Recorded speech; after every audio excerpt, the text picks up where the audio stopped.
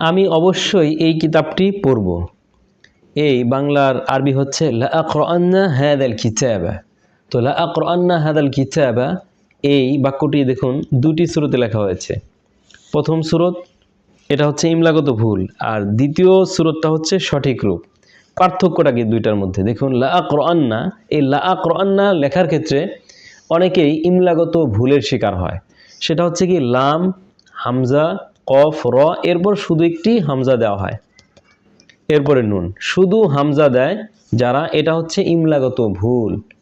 দ্বিতীয় সূরা দেখুন সঠিক রূপটা লাম, হামজা, কফ, র, আলিফের উপর হচ্ছে একটি হামজা, আলিফের উপরে এই যে হামজাটি দেওয়া হয়েছে এটা হচ্ছে সঠিক পদ্ধতি, এরপর হচ্ছে নুন।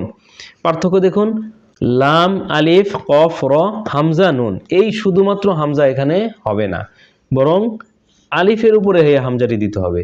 প্রথম সূরাটি হচ্ছে ইমলাগত ভুল, দ্বিতীয়টি সঠিক পদ্ধতি। তাহলে আমরা কখনো লা আকরান্না এই পদ্ধতিতে লিখব না, বরং দ্বিতীয় পদ্ধতিতে লিখব।